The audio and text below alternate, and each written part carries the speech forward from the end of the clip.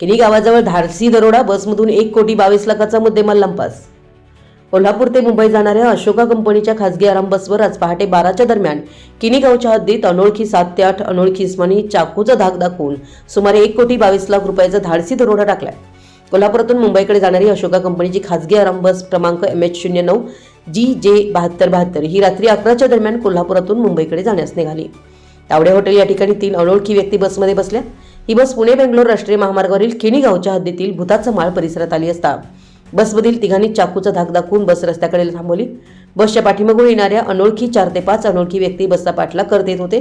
त्यांनी थांबवलेल्या बसमध्ये घुसून बसमधील सुतळी बारदानमधील 34 किलो वजनाची चांदी, प्लास्टिक पोत्यातील 26 किलो वजनाची चांदी, मशिनरी, स्पेअर पार्ट आणि 10 ग्रॅम सोन्याचे दागिने आणि एक मोबाईल हँडसेट असं सुमारे 1,22,15,000 रुपये किमतीचा मोबाईल मुद्देमाल घेऊन पसार झाले।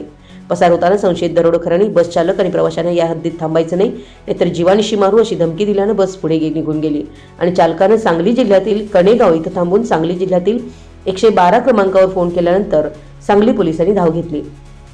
सर्व प्रवाशांना घेऊन बस पेठ वडगाव पोलीस ठाण्यात आणण्यात आली। रात्री जयसिंगपूर विभागाचे पोलीस उपाधीक्षक अमोल ठाकूर, स्थानिक गुन्हा अन्वेषण शाखेचे पोलीस निरीक्षक सुशांत चव्हाण यांच्यासह वडगाव पोलिसांनी शोध मोहिमेला सुरुवात केली। आज सकाळी जिल्हा पोलीस प्रमुख डॉ. योगेश कुमार गुप्ता, अपर पोलीस अधीक्षक अनासाहेब जाधव यांनी भेट देऊन तपासाबाबत योग्य सूचना केल्या। बसचा चालक आणि क्लीनर यांना ताब्यात घेतलंय। आपल्या परिसरातील महत्त्वाच्या बातम्या पाहण्यासाठी आमच्या नवसंकेत न्यूज चॅनलला YouTube वर सबस्क्राइब करा आणि बेल आयकॉन प्रेस करा।